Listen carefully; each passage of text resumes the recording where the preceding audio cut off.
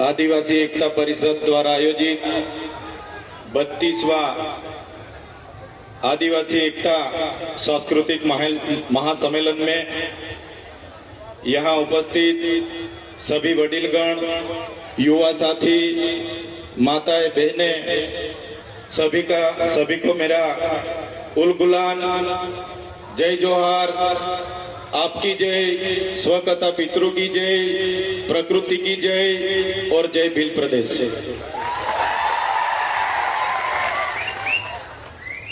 साथियों, माना जाता है कि करीबन 60 लाख साल पहले मानव सभ्यता का अस्तित्व इस पृथ्वी पर हुआ। 50,000 साल पहले मानव का शारीरिक और मानसिक तौर पे विकास हुआ। करीबन 10,000 वर्ष पहले इस पृथ्वी पर कृषि का शुरुआत हुई। जब से कृषि की शुरुआत हुई तब से नई नई राजनीतिक गतिविधियां की भी शुरुआत हुई। आदिवासी समाज की जीवन खूब सरल और संवेदनशील था। साथ ही प्रकृति पूजक और प्रकृति मूल्यों पे चलने वाला था। सहकारिता पर टिका हुआ था। खुद आदिवासी समाज स्वायत्त था, स्वतंत्रता और स्वावलंबन था।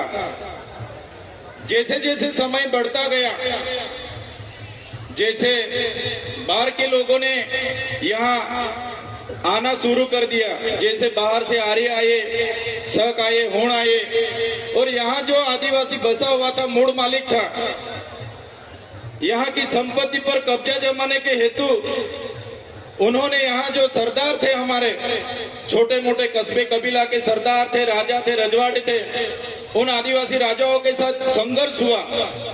संघर्ष में कहीं सारे हमारे कस्बा कबीले के सरदार, कहीं सारे राजा उस संघर्ष के दौरान हार गए। कहीं ना कहीं बाहर के लोगों ने यहाँ पे आधिपत्य जमाया। बाद में धीरे धीरे चलते हुए हम देखेंगे तो उन लोगों के साथ ही साथ विदेशी, फ्रेंच आए, पोर्टुगीज आए, स्पेनिश आए, अंग्रेजों आए, मुगल आए, कई सारे लोगों ने इस देश पे आकर यहाँ की संपत्ति को, यहाँ की खनिज संपदा पर अपना अपना कब्जा जमाया। ऐसे ही चलता रहा।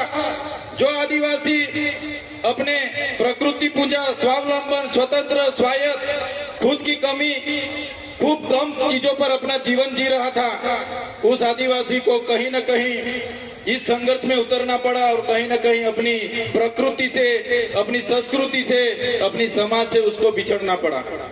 साथियों, हम सब जानते हैं कि जब यहाँ पे पूरे विश्व पे अंग्रेजों का शासन था, 50% अंग्रेजों का पूरे विश्व पे शासन था, तब मेवाड़ में राणा पूंजा भील, राजस्थान के हल्दी घाटी में हल्दी बाई, वैसे ही मध्य प्रदेश में चितू, मध्य प्रदेश में टटिया भील, जैसे अनेक लोगों ने अंग्रेजों के खिलाफ बंड पुकारा था। जैसे महाराष्ट्र की बात करें, खाज्या नायक, उमिया नायक, यहाँ के जितने भी उस समय के क्रांतिवीर थे, अंग्रेजों के खिलाफ अपनी अपनी लड़ाई लड़ रहे थे। हमारे गुजरात की बात करें, कोटला मेहता, केसरी सिंह जैसे लोग वहां भी क्रांति कर रहे थे। ऐसे ही सभी लोगों ने क्रांति की, अपनी अपनी जगह पे जितना हो सके उतनी क्रांति की। जैसे कि मानगढ़ धाम की बात आती है, गुरु गोविंद जी की आगेवाई में वहां सम सभा मिली और 1913 में हत्याकांड हुआ। 1500 भी ज्यादा लोग कि यहाँ वहां शहीद हो गए। इतनी सारी देश की आजादी में हमारे लोगों का योगदान रहा। देश आजाद हुआ 1947 में। देश आजाद होने के बाद तब तो माना जाता था कि देश आजाद हो गया, लेकिन जो लोकतांत्रिक सरकारें इस देश पे शासन पे आई तो अंग्रेजों की जो भी कानून व्यवस्था थी वही कानून नीतियां चलती रही। तो साथियों, देश तो पूरा आजाद हो गया, लेकिन फिर भी आदिवासी समाज आज भी अब खुद गुलाम की महसूस कर रहा है। आप और हम सब जानते हैं, कई सारी पार्टियां बनी, कई सारे धर्म संप्रदाय आए, कई सारे संगठन बने, लेकिन अपनी अपनी संख्या बढ़ाने के अलावा किसी ने भी कुछ नहीं किया। सबसे बदतर परिस्थिति इस देश में कोई किसी की होगी तो हमारे आदिवासी समाज, जो मूल निवासी समाज बोला जाता है, मूल मालिक समाज बोला जाता है, इस समाज की इस देश में हुई है।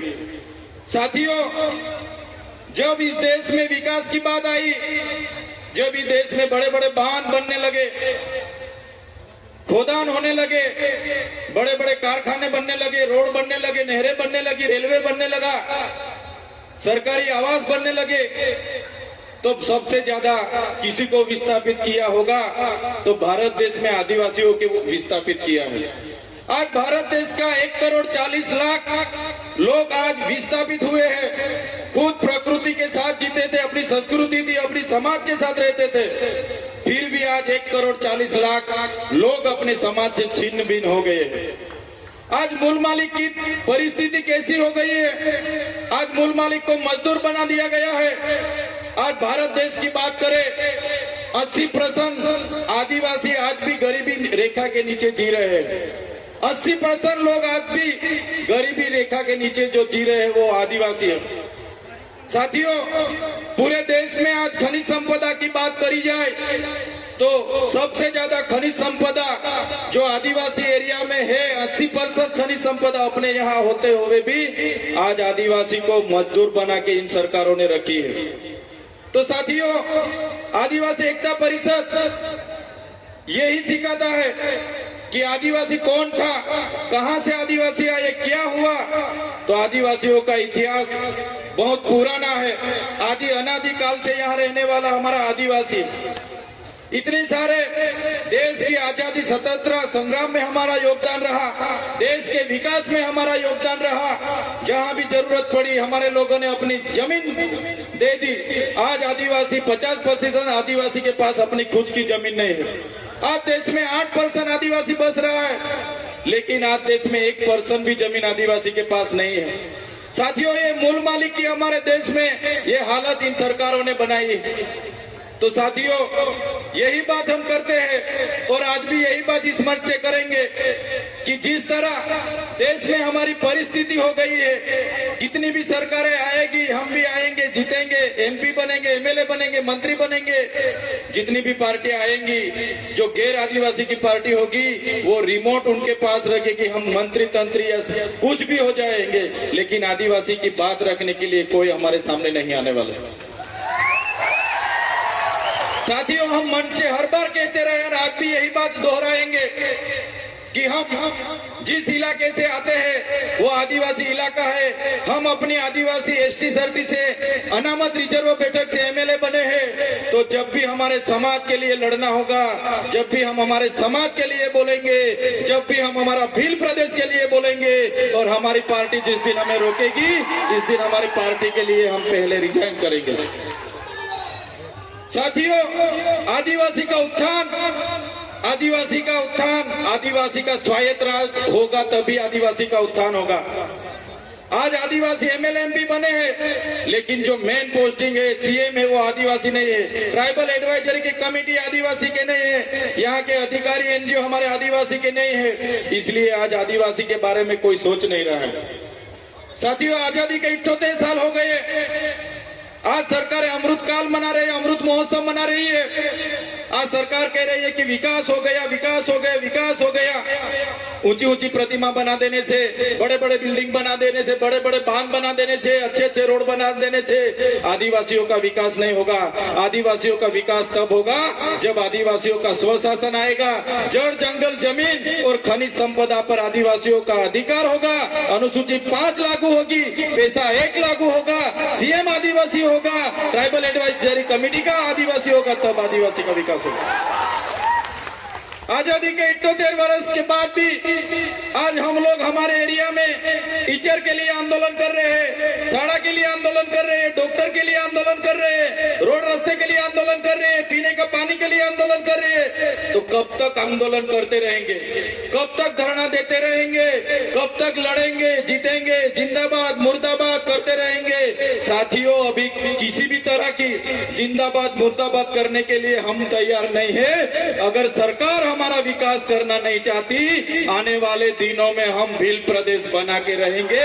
जो हमारा भील प्रदेश था, जो हमारा भील प्रदेश था, आजादी के बाद उस भील प्रदेश को महाराष्ट्र, मध्य प्रदेश, राजस्थान और गुजरात में बांट दिया है। आज भी हम लोग बॉर्डर लेस होके हमारा रोटी बेटी का व्यवहार आज भी चल रहा है। हमारी पूजा विधि, जन्म विधि, मरण विधि आज भी सेम है। आज भी हम लोग, हमारी बोली भाषा, हमारा पहरवेश, हमारा नाच गान आज भी हम सब चारों राज्यों में है। साथियों, ऐसे लड़ने का अभी टाइम नहीं है। सरकार को हम बोलना चाहते हैं, सरकार ऐसे ही करेगी। विकास के नाम पे हमको छिन्न भिन्न कर रही है, हमको बांट रही है, धर्म संप्रदाय के नाम पर बांट रही है। तो साथियों, ज्यादा टाइम नहीं लूंगा मैं, लेकिन जरूर इतना बोलूंगा सरकार को कि जिस तरह तेलुगु लोगों को तेलंगाना मिला, तमिल लोगों को तमिलनाडु मिला, मराठाओं को महाराष्ट्र मिला, गुजरातियों को गुजरात मिला, पंजाबियों को पंजाब मिला, नागा लोगों को नागालैंड मिला, झारखंडियों को झारखंड मिला, इसी तरह आने वाले दिनों में हमारे आदिवासियों को भील प्रदेश चाहिए। देश का 29वां राज्य हमको भील प्रदेश चाहिए। भील प्रदेश हम बना के रहेंगे, ये हमारा अधिकार है। संविधान ने हमको अधिकार दिया है। भाषा की तौर पे, जाति की तौर पे हमको भील प्रदेश मिलना चाहिए। मेरे तमाम वडील बुजुर्ग, मेरे युवा साथी, मेरी माता बहनों को भी अपील करता हूँ इस मंच से, आने वाले दिनों में जो आदिवासियों का विकास करना होगा तो स्वतंत्र राज्य चाहिए, और स्वतंत्र राज्य यही होगा, भील प्रदेश बनेगा तभी हमारा राज्य आएगा। धन्यवाद। जय जोहार, जय आदिवासी, जय भील प्रदेश। जोरदार तालियां विधायक महोदय के लिए।